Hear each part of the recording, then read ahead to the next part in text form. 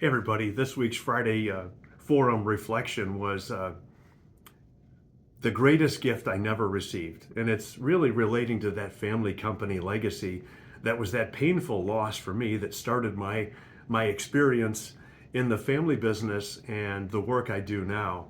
And it was the lost legacy, the legacy that I thought when I was a recent college graduate, joined the family company.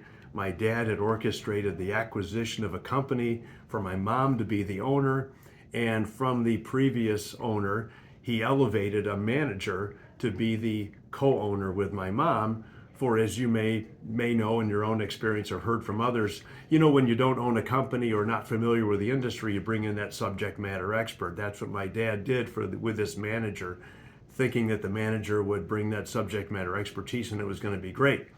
Unfortunately, the conversation that never happened to begin with was, how's this going to work with these two co-owners, neither one who has ever been an owner before, and what it means for them to work together to carry forward the tradition of that company.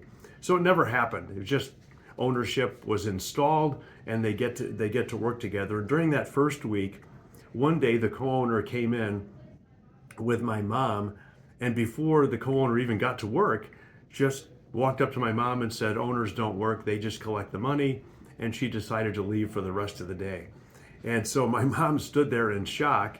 And so that first year began the exit plan, which was a weird conversation that I never knew much about because I didn't ask and because my mom and dad didn't invite me into it.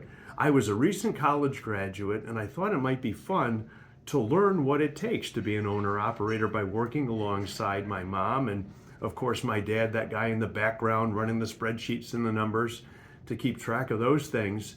I thought it would be fun as a recent college grad to learn what it means to be an owner operator.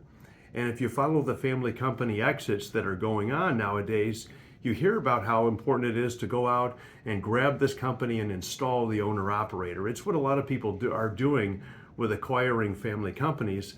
It's this simple model of, they think, installing the owner operator, and then you just take advantage of the client list and build on that tradition. Everybody makes a lot of money, and then of course you gather them together perhaps and resell it again.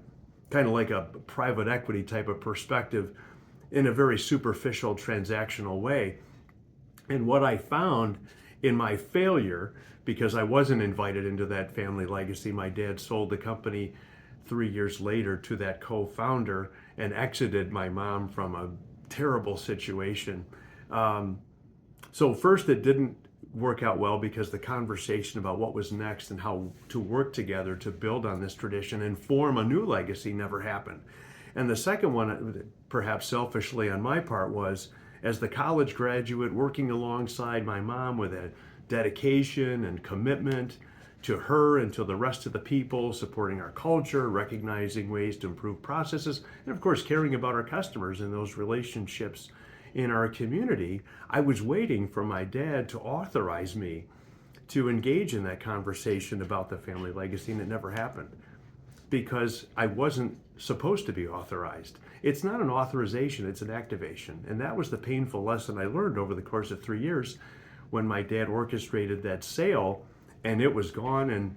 But the funny thing was, just a few months before the sale was complete, one of our key employees, one of those rock solid people who gets it done, knows the tradition, and just takes care of the customer and takes care of the company at the same time, she said to me when we were just in a little quiet part of the company one day, she just said to me a brief statement. She said, "You should get out of here. There's nothing here for you."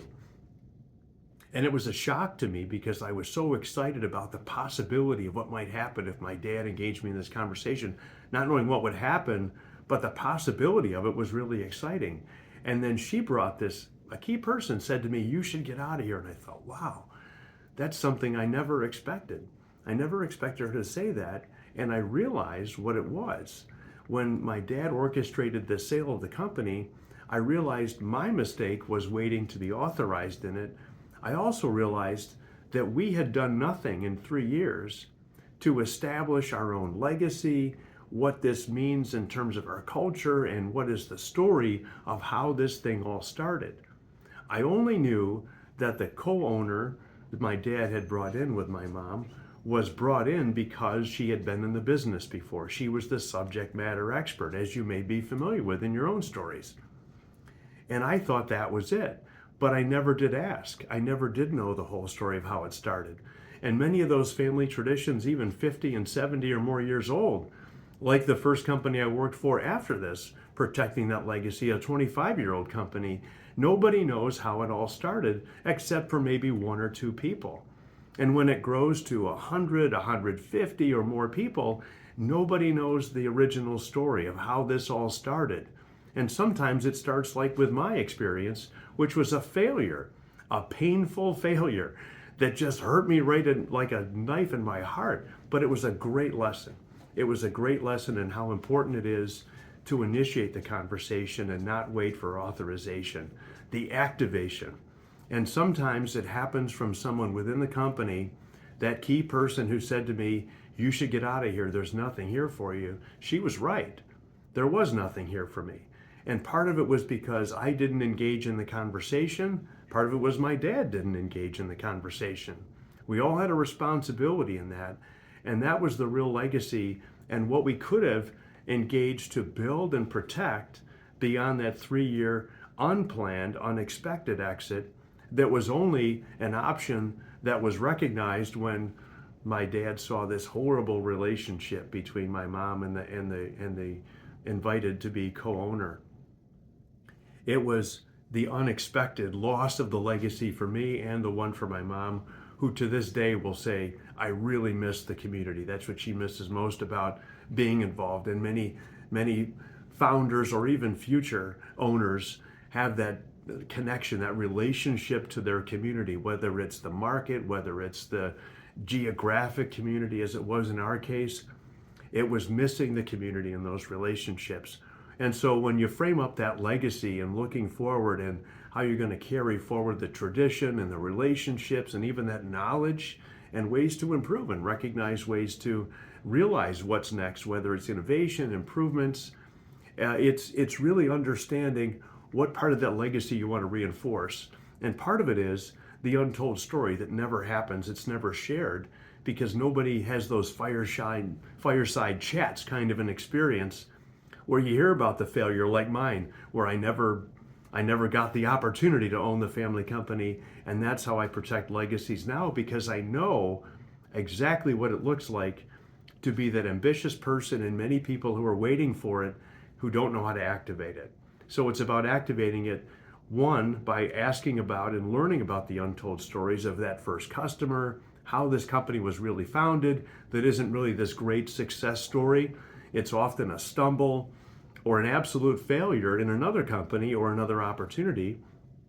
And then recognizing something from the ashes of that loss that rise up and recognize ways to build a company, serve people with a product idea that maybe other people had forsaken, or recognize a way to serve people in a way that other people are just ignoring and you're really good at it.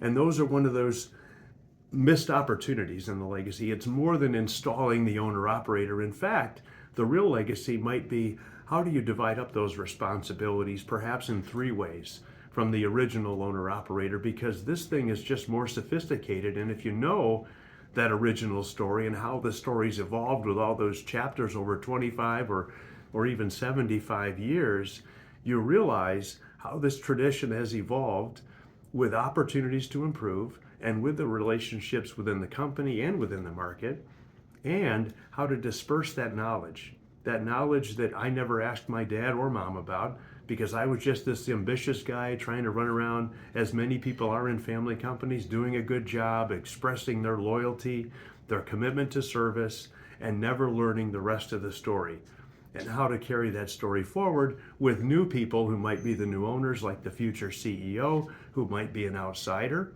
as my mom was in the company. It's organizing, recognizing that original story, defining it in terms of what our culture is and how we're going to build this thing together, what we want to protect from the original, and what we're going to build on this in terms of our development of people within the company and developing that client experience. So recognize the untold story, ask the questions, don't wait for authorization, go for the activation. That's what it's all about. And whether it's activation to move on, like it was when the key person said there's nothing here for you, and she was right, move on. Lesson learned, painful lesson, important lesson. And if it isn't about moving on, what do you need to pull it together to activate? And start with the untold story that maybe only the founder knows. And gently ask, because sometimes it's like putting together pieces of a jigsaw puzzle. You may have to come back a few times to get that story, so be patient. It may take a few years to get it together, but that's how you build the story and get beyond the owner operator installation to protect a legacy, recognize the future, and keep this family company going stronger than ever. Thanks again. Talk to you soon.